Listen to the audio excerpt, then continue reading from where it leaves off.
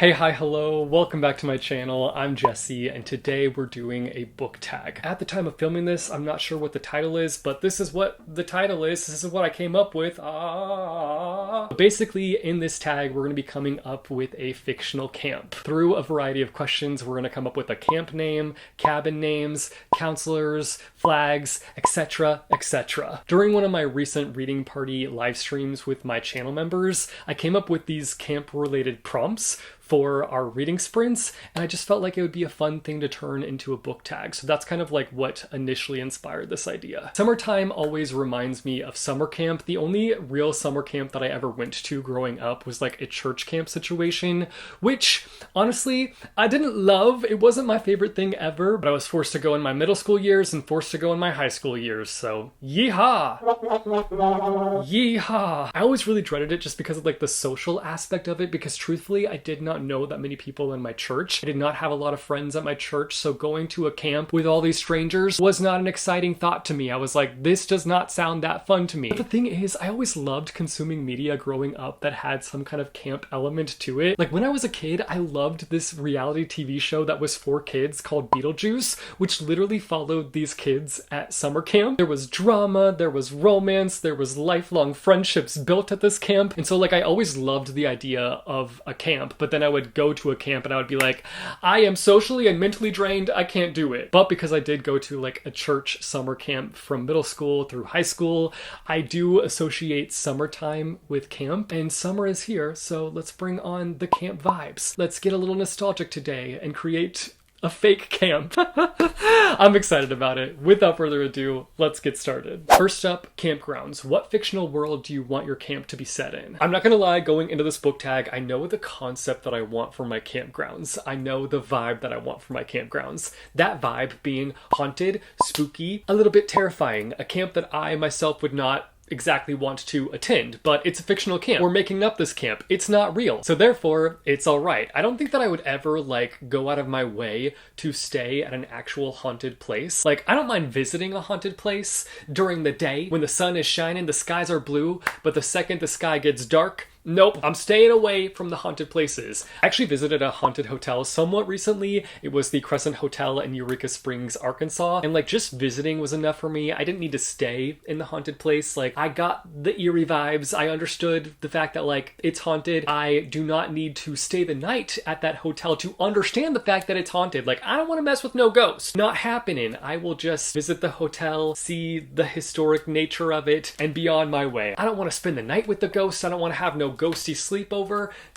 Hard pass on that. But because this is a fictional camp, because I'm not going to be actually visiting this camp, I can make it as haunted and spooky as I want to. So my campgrounds are actually going to be on an abandoned amusement park. Hyde technically takes place in our world. It just takes place at an abandoned amusement park. I've always loved abandoned buildings. I had a bit of a urban exploring era there for a little bit, which is dangerous and I don't recommend. And while it was thrilling and fun, I look back on that era and I was like, this was not safe. You should not be going into abandoned buildings by yourself. I used to do it by myself. I didn't have like a team of people with me. I was going into these abandoned places solo, alone. Who knows what I could have walked in on? Anyway, I love the idea of an abandoned amusement park. I already love an amusement park as it is. Like, I think that they're so much fun. I love amusement park food. I love rides. I love me a roller coaster. And I think that there's something so eerie about an abandoned amusement park. This place that used to be filled with so much joy and entertainment has just been wiped of that, and now it's just giving nothing but the eerie vibes. So that's where our campgrounds are going to be, at an abandoned amusement park. Next up, camp name. Find a book title that you feel would be the perfect name for a camp. While this is going to be a creepy, eerie, maybe haunted camp, I still want the branding to be like happy and alluring and have people wanting to come to this camp. Obviously, we want to have campers come to our camp so they can get haunted. So our camp is going to be named Happy Place Camp. I feel like that'll get people to come. Who doesn't want to come to a happy place? I want to go to a happy place. It sounds fun, it sounds light, it sounds happy. I also just need to point out the fact that this is one of my favorite reads from 2024, so it's an honor to be naming my camp after it. Camp flag. What book cover do you think would make the perfect camp flag? For the flag, I want something that has like a balance of like happy and creepy, and I think I've picked out the perfect book cover for this. We're gonna be going with the book cover for Assassination Classroom. I just feel like this is the perfect mix of creepy and happy, because obviously we've got a smiley face situation here, but the smile is a little bit eerie, it's a little bit creepy, and it feels like it's a little bit mischievous. But then at the same time, like the yellowness of the cover is giving sunshine, it's giving fun, it's giving happy. I feel like yellow is just one of those covers that just feels like really warm, really happy, and again, really inviting. So I feel like this is the perfect kind of balance of creepy and light. Cabin names. Pick 3 random books off your bookshelf, flip to a random page in each book, and with the words on those specific pages that you flipped to, come up with 3 different names for 3 different cabins. Cabin 1. I'm gonna close my eyes and just try to end up on a random book. I'm gonna try to go low. This book. What is this book? We've got Forging Silver into Stars by Bridget Kimmerer. I still need to get back to the series and finish it up. We're gonna flip to a random page and come up with a cabin name from words on these pages. Yikes. Okay. We've got some really striking words here that really fit my theme. Like we've got bloodshed, we've got threatened, harm, but I feel like those words are too strong. I want them to be like disguised. Magic, flying bloodshed, threatened, flying, vicious, working, shifts, gaze, bloodshed workshop. Okay, I think our first cabin name is going to be Seek No Harm Cabin. Not the best, not the greatest, but it'll do. Cabin number 2. I should like spin around and get myself dizzy and try to go for a book. 1, 2, 3, 4, 5.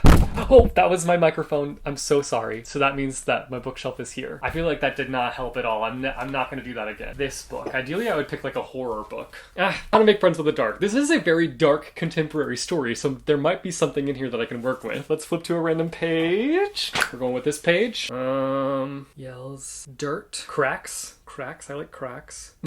Okay. Hazard, drowning, leaks, drowning, hazard. Leaks, drowning, hazard. Okay, cabin number 2 is going to be Drowning Hazard Cabin. This cabin is right on the lake, and so that's why it's called Drowning Hazard, because it is a drowning hazard. Like, you might sleepwalk and find yourself in the lake, and ba-boom, you're dead. You're gone. You drowned. Did you drown on your own? Did you actually sleepwalk? Or did a ghost lure you out into the lake? And did the lake creature get you? I don't know. But what I do know is that I got a weird imagination. Final cabin, cabin number 3. I'm not spinning around this time. I want like a horror book, but I don't remember where my horror books are. What is this one? Scar Island. Okay. This is a middle grade book, so I'm not sure like what I'll find in here that I can work with, but I'll figure it out. I always do. Okay. Flipping to a random page. Got Ugly Delight. Ugly Delight Cabin. I love that. Ugly Delight Cabin. It's beautiful. Next up, camp counselors. Choose 3 fictional characters that you feel would make perfect counselors. I was gonna pick like villainous characters to be the camp counselors. Like I had in mind, I was like, ooh, I could do Count Olaf from A Series of Unfortunate Events. He would be a really interesting camp counselor because he's like very eccentric and very fun, and then he would also like have a little bit more of a villainous edge to him. But then I realized that I don't really want like the camp counselors to be the bad guys. I more so wanted to just be like a haunted camp. So the camp counselors that I've got lined up, we've got 3 camp counselors. First up, we've got Percy Jackson, because come on, why not? Why wouldn't I pick Percy Jackson? He's been to Camp Half-Blood, he's experienced in the camp world, he's charming, he's funny, and I honestly feel like he'd be the best at like sharing stories around a campfire. Then we've got Hire from Before the Coffee Gets Cold. This character is one where I feel like you would want to be on their good side, because if you were on their bad side, like they would just constantly be eating you up, and you would not want that. I feel like it would just be like a hit or miss situation with her being your camp counselor. She's very blunt, she tells you how it is. She does have a lot of heart, but she has like layers upon layers upon layers of just like hardness, and it's really hard to break through and get to that heart. But I feel like she would be the type of counselor that would show that she cares for her campers. She would just do it in a way that doesn't feel the most soft, if that makes any sense. I feel like Percy is the counselor that everybody would want to have as their counselor. Then Hire would be like the second best. And then I feel like Miss Peregrine would be the one that everybody avoids. Because I feel like Miss Peregrine, while she is like a fantastic leader and does a pretty decent job at protecting the peculiars, I still feel like she's just like really strict and really stern. If you break one of her rules, like she's not going to let it slide. She's not going to just like laugh it off and be like, it's fine, like just do better. Like no, you will be scolded. And I feel feel like that would just not be the most fun camp counselor. I just wanted to have like a nice balanced group of counselors, and I feel like I achieved that by picking these 3 characters. Camp song. Pick a quote from a book that you want to represent your camp. I pulled a few quotes from one of my all-time favorite series, A Series of Unfortunate Events. I feel like Lemony Snicket is a master when it comes to writing. I feel like sometimes he does a really good job of balancing like happiness with sadness. And I feel like these quotes do a good job of representing my camp and kind of hiding the underlying truth, because obviously it's being presented as this happy place, but it's not such a happy place. Anyway, the first one here, it says, "Strange as it may seem, I still hope for the best,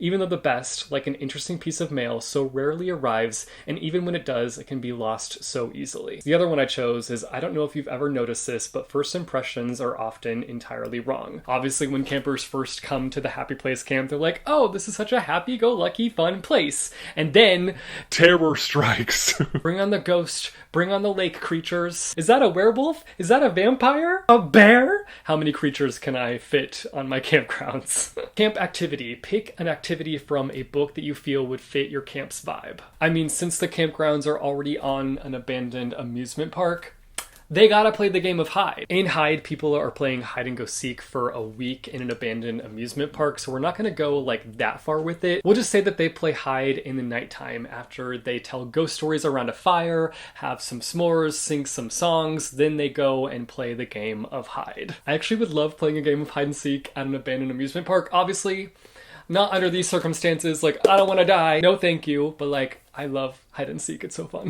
I feel like my favorite video game, Dead by Daylight, is literally like playing hide and go seek. The only difference is that you just have abilities, you have perks. Finally, camp book essential. At camp, you have little to no internet access, you have little to no phone service, so obviously you need to bring a book for when you have downtime. What new to you book would you bring to camp to enjoy? Going along with the spooky, thrillery vibes, I think I would want to bring Tinder Beast with me. This is a book that I've been wanting to read for a second now, and I still have not prioritized it on my TBR.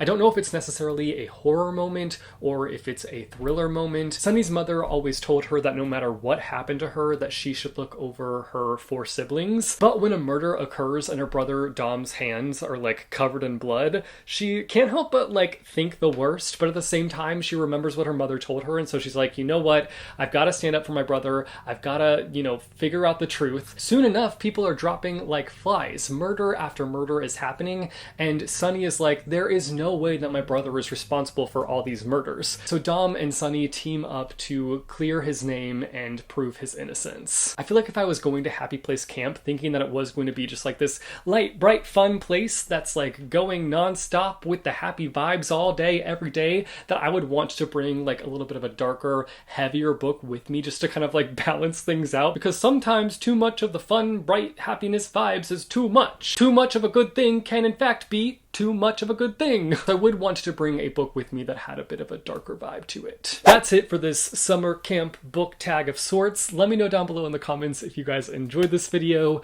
If you're a creator, feel free to recreate this video in your own way. Bring your own flavor to it. I will list all the questions down below in the description. Or if you want to answer the questions down below in the comments, go for it. But I also wanted to ask another question. What is your favorite book that involves a camp of some sort? Because I feel like I'm lacking in that area. I feel like I have not read that many books that have a camp element in them, so hit me with your book recs that feature a camp of some sort down below in the comments. If you like this video, be sure to go and hit that like button. If you want to see more bookish content from me, be sure to go and hit subscribe or go and hit that bell icon and you'll be notified every time I post new videos. As always, thank you guys so much for watching. I hope your day is bright, that tomorrow is brighter. Keep reading what your heart desires, and I will see you soon with a new video. Bye. Yo, it just got so dark. Oh my gosh.